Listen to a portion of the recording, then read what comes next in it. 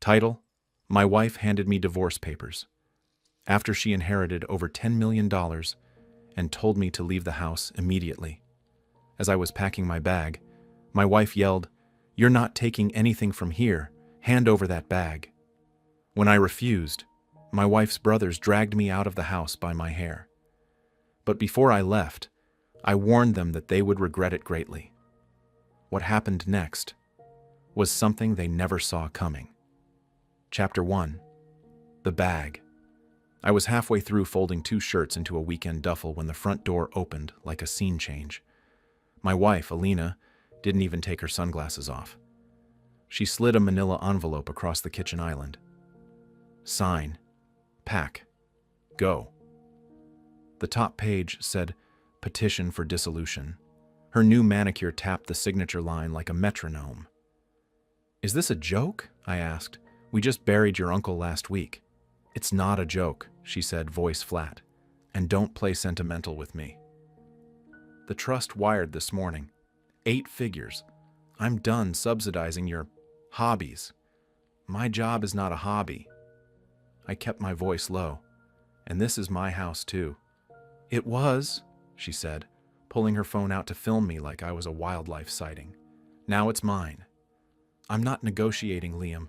Pack your bag and leave behind her." Her brothers shouldered in. Victor first, all gym shoulders and cheap cologne swagger, then Dima with the permanent smirk. They didn't bother with hello. They fanned out like security at a nightclub. Alina pointed at the duffel. "He's not taking anything from here." "Hand over that bag." "It's clothes and my laptop," I said. "Personal property. Don't touch it." "Losers don't get laptops," Dima said, and the smirk widened. The smart thing would have been to put the phone on record. I was already there. I'd tapped my screen the second the envelope slid across the counter.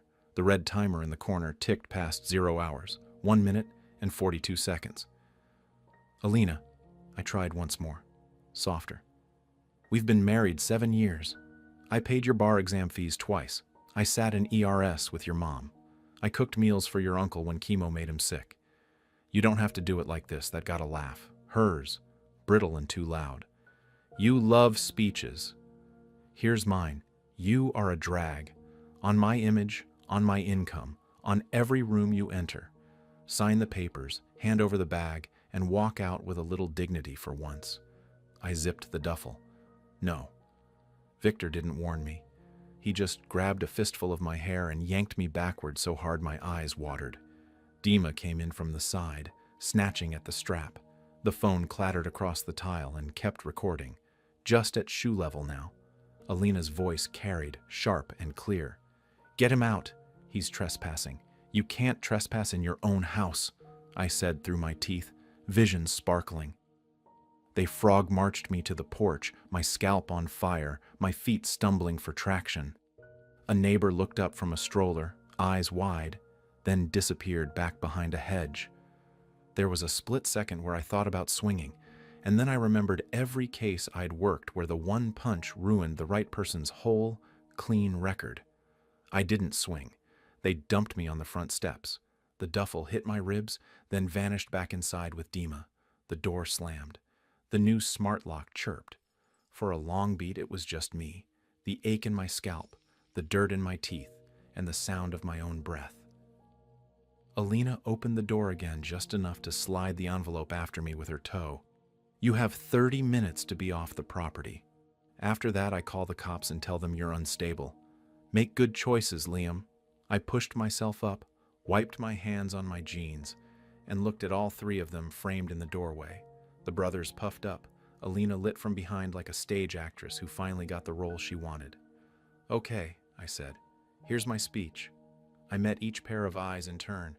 "You just committed a felony battery on camera. You also attempted a self-help eviction of a co-owner, which is illegal in this state. You threatened to make a false police report, and you impeded me from removing my effects. I'm going to the ER, then I'm going to the police. Then I'm going to call the trustee whose name is on your wire, Alina. Because you didn't read the trust." Her chin twitched, just once. "What trust?" Victor said, the word trust coming out like a new language. "The one with a conduct clause," I said. The one your uncle asked me to proof before he signed.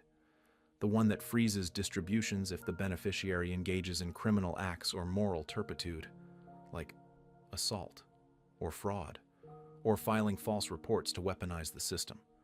Alina's mouth opened, then snapped shut. You're bluffing. I smiled, not friendly. Then you have nothing to worry about. I walked down the steps. My scalp throbbed, my hands shook, but the part of me that tracks details for a living was already lining up the dominoes. Photos of the hair torn out, ER intake notes, time-stamped video, doorbell cam, neighbor witness, 911 call, temporary protective order, motion for exclusive possession, injunction against asset dissipation, notice to trustee, section 9.3, bad acts. At the sidewalk, I turned back once. You will regret this, I said, quiet, not a threat, more like a weather report. Sooner than you think. I didn't wait for an answer. I got in my car, shut the door, and in the rearview mirror watched the three of them collapse into fast, overlapping whispers. I drove to urgent care. The nurse winced when she saw my scalp and clicked her mouse fast. I held still for the photos. I asked them to note assailants, spouses' brothers, location, marital residence. Then I stepped outside and called the non-emergency line, because if you want the dominoes to fall in the right order, you don't rush the first one. When I finally checked into a cheap hotel near the courthouse, I set the duffel I didn't have beside the bed out of habit and laughed once, short and humorless. Then I opened my laptop, the one I kept at work, and drafted 3 emails. To Detective R. Alvarez, subject line, assault, battery at address, video attached. To my attorney, subject line, emergency, TRO plus exclusive use, control. And to S. Mendel, trustee, subject line, notice of potential clause 9.3 trigger, beneficiary conduct. I attached the clip. In the freeze frame, Victor's fist is in my hair, Dima's hand is on my bag, and Alina is saying, he's trespassing. I hit send. Then I lay back on the bed, ice pack under my neck, and for the first time all day let myself feel it. Not just the anger, but the grief. 7 years. Holidays, hospital rooms, ordinary Tuesdays. You don't amputate that without some phantom pain.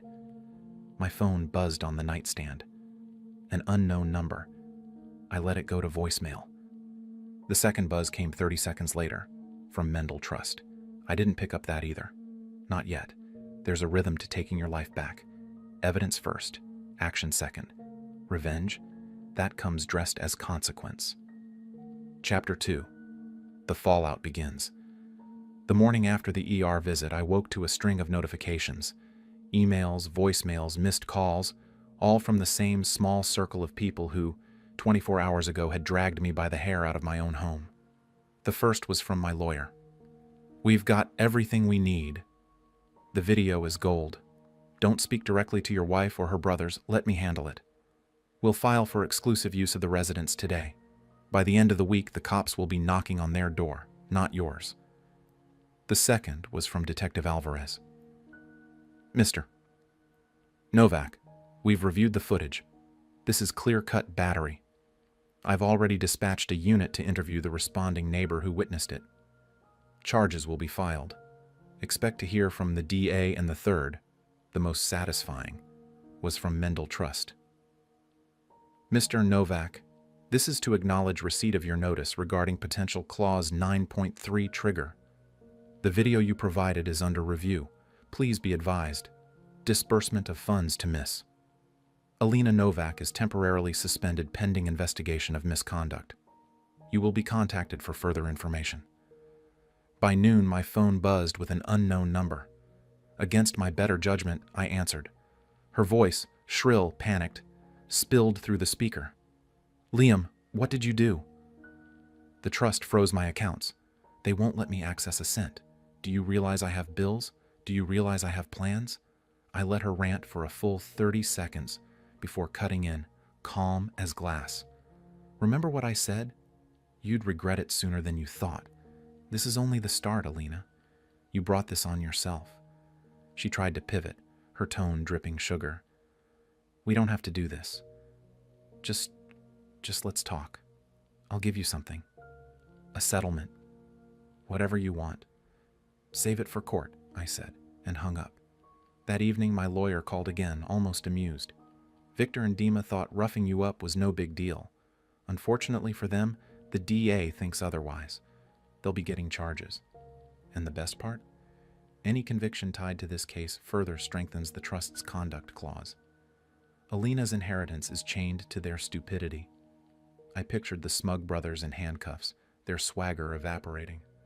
For the first time in days, my scalp didn't ache. That night, I sat in my hotel room drafting one more email. Not to a lawyer, not to the trust, but to a journalist I knew from years back. Someone who specialized in high society scandals. I didn't attach the video yet, just teased the story. Prominent family inherits millions. Within 24 hours, domestic assault, trust freeze, police charges.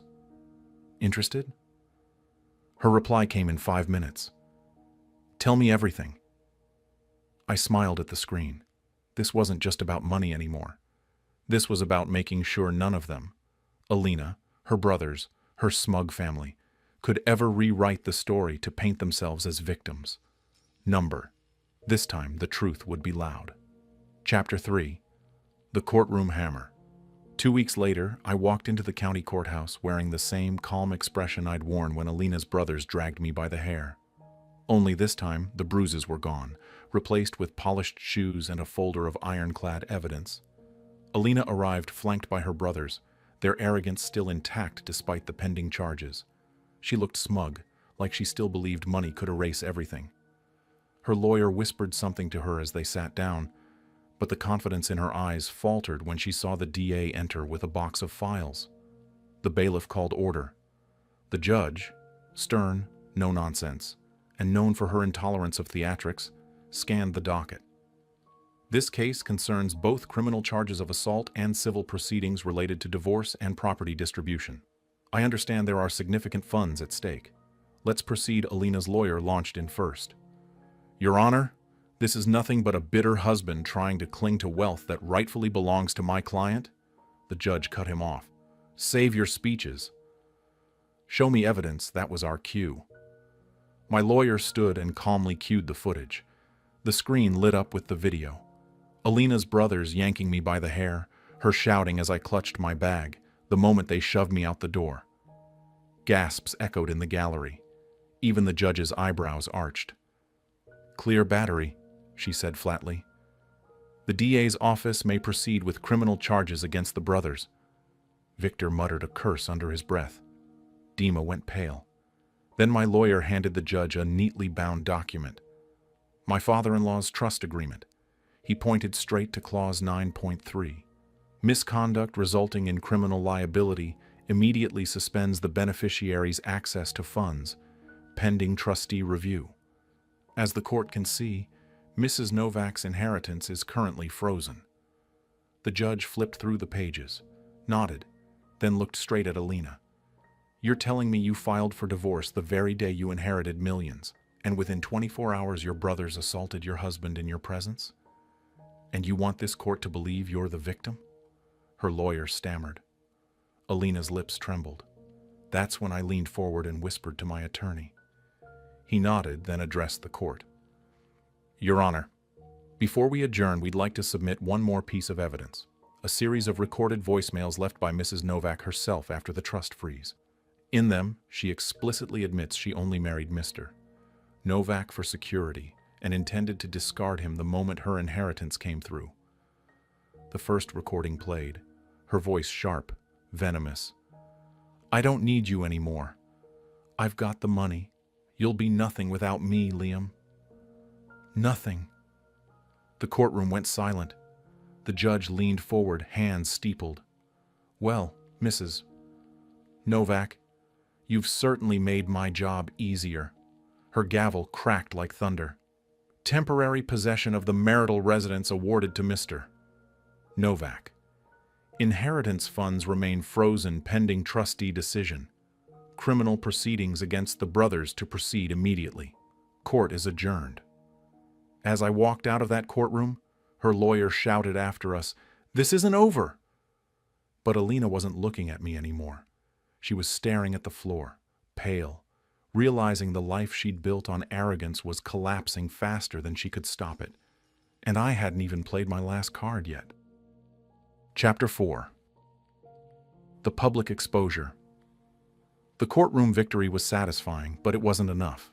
Alina and her family still believed they could hide behind money, silence the story, and bounce back. What they didn't realize was that I had already taken the fight outside the courthouse.